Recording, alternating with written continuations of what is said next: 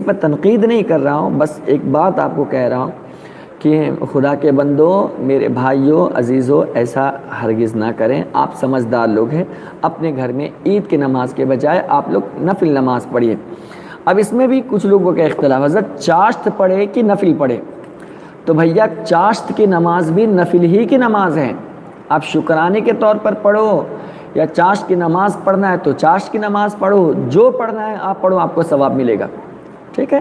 اب آئیے آپ طریقہ بتا دیتا ہوں۔ یا تو آپ دو دو رکعت کر کے 4 رکعت پڑھیے،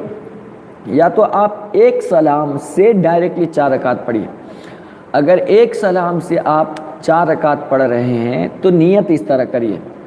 نیت کی میں نے 4 رکعت نماز شکرانے کی واسطے اللہ تعالیٰ کے، منہ میرے طرف کعبہ شریف کے، اللہ اکبر، یہ شکرانے ہو گئے۔ اگر چاشت پڑھ رہے تو اس طرح نیت کیجئے، نیت کی میں نے 4 رکعت نماز چاشت کی نفل واسطے اللہ تعالیٰ کے، منہ میرے طرف کعبہ شریف کے، اللہ اکبر۔ اب اس کے بعد آپ ثنا پڑھیں گے، پھر اعوذ باللہ پڑھیں گے، پھر بسم اللہ پڑھیں گے، پھر الحمد پڑھیں گے، پھر آمین کہیں گے، پھر بسم اللہ کہیں گے، پھر قل یا ایھا الکافرون پڑھیے، یا یہ کہ سبح اسم ربک الاعلی آپ پڑھیے پہلی رکعت میں، رکوع سجدہ کیجئے، پھر دوسری رکعت کے لیے کھڑے ہو جائیں، بسم اللہ پڑھیے، الحمد پڑھیے، آمین کہیے، پھر بسم اللہ کہیے، پھر اس کے بعد والشمس وضحاہا یہ آپ پڑھیے،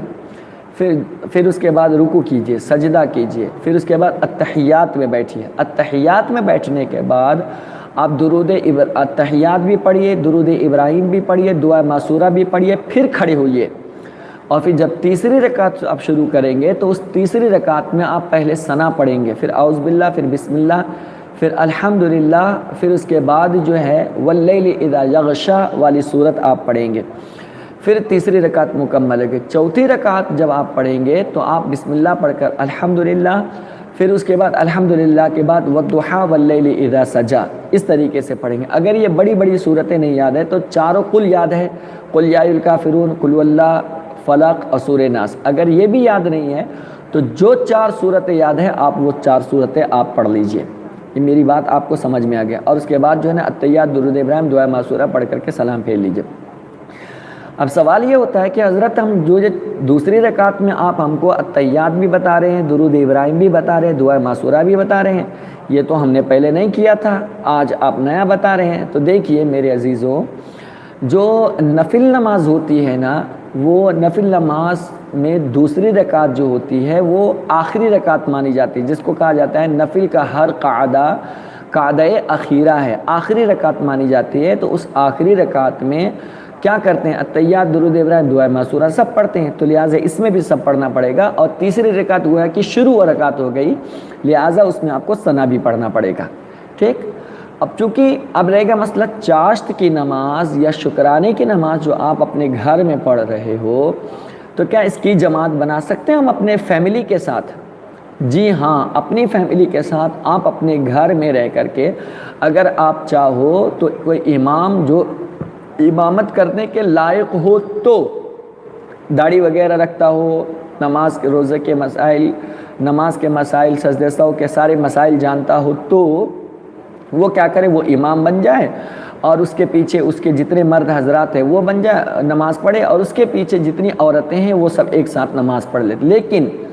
اسلام میں نفل نماز جماعت کے ساتھ پڑھنے سے زیادہ افضل بتایا گیا ہے، تو آپ تنہا پڑھ سکتے ہیں اور جماعت کے ساتھ بھی آپ پڑھ سکتے ہیں۔ یہ 4 رکعت ایک ساتھ پڑھنے کا طریقہ ہے، اور اگر 2 رکعت آپ پڑھیں گے تو اس طرح پڑھیے، نیت کی میں نے 2 رکعت نماز نفل شکرانے کی واسطے اللہ تعالیٰ کے، منہ میرے طرف کعبہ شریف کے، اللہ اکبر، یا نیت کی میں نے 2 رکعت نماز چاشت کی نفل واسطے اللہ تعالیٰ کے، منہ میرے طرف کعبہ شریف کے، اللہ اکبر۔ جو طریقہ آپ کو اپناتا ہے، پسند ہے، آپ اس طریقے سے پڑھیے۔ آپ 2 رکعت کر کے 4 رکعت بھی پڑھ سکتے ہو، اور ایک ساتھ 4 رکعت بھی پڑھ سکتے ہو، اور صرف 2 رکعت بھی آپ پڑھ سکتے، یہ سب آپ پڑھ لیے۔ اس کے بعد 34 مرتبہ اللہ اکبر، اللہ اکبر، اللہ اکبر، اللہ اکبر، یہ آپ 34 مرتبہ اس طرح تکبیر کہہ سکتے ہیں۔ یہ بھی تکبیر کہہ سکتے ہیں، اللہ اکبر، اللہ اکبر، لا الہ الا اللہ، اللہ اکبر، اللہ اکبر وللہ الحمد، یہ بھی آپ اللہ کی کبریائی بیان کر سکتے ہو تو یہ بھی آپ پڑھ سکتے ہو۔ تسبیح فاطمی 33 بار سبحان اللہ، 33 بار الحمدللہ اور 34